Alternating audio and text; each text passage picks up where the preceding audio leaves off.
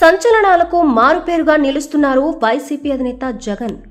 ఎన్నికలు మరో 3 నెలల్లో ఉండడంతో సీఎం జగన్ సంచలన నిర్ణయాలు తీసుకుంటున్నారు. ఇప్పటి వరకు దేశ చరిత్రలో ఏ రాజకీయ నాయకుడు చేయని సాహసాన్ని జగన్ చేస్తున్నారు.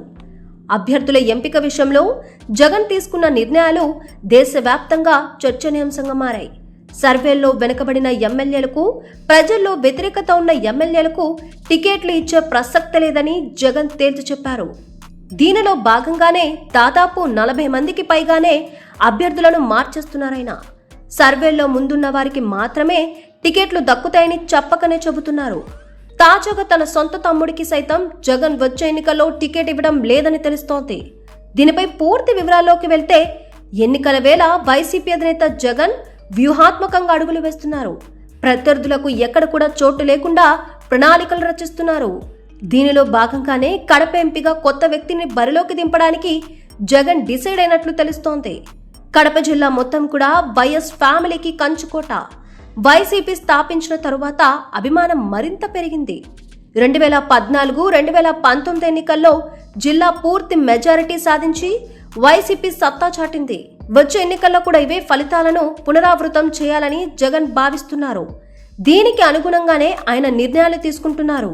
2014, 2019 ఎన్నికల్లో కడప ఎంపీగా అవినాష్ రెడ్డి వరుసగా గెలుపొందారు. అయితే ఆయనకు బదులు వేరే వ్యక్తిని కడప ఎంపీగా పోటీ చేయించాలని జగన్ చూస్తున్నారు. వచ్చే ఎన్నికల్లో జిల్లాలలో ఎంపీ, ఎమ్మెల్యేల సీట్లపైన తాజా సర్వే నివేదికల ఆధారంగా జగన్ కీలక నిర్ణయాలకు సిద్ధమవుతున్నట్లు తెలుస్తోంది. కడప ఎంపీగా తనకు బంధువైన డాక్టర్ అభిషేక్ రెడ్డిని బరిలోకి దింపాలని చూస్తున్నారు. 2019 ఎన్నికల సమయంలోనూ అభిషేక్ రెడ్డి రాజకీయంగా తెర మీదకు వచ్చింది. అభిషేక్ రెడ్డి ఇప్పటికే సింహాద్రిపురం, లింగాల మండలాల వైసీపీ బాధ్యతలను పర్యవేక్షిస్తున్నారు. దీంతో అభిషేక్ రెడ్డి వచ్చే ఎన్నికల్లో పోటీ చేయడం ఖాయంగా కనిపిస్తోంది.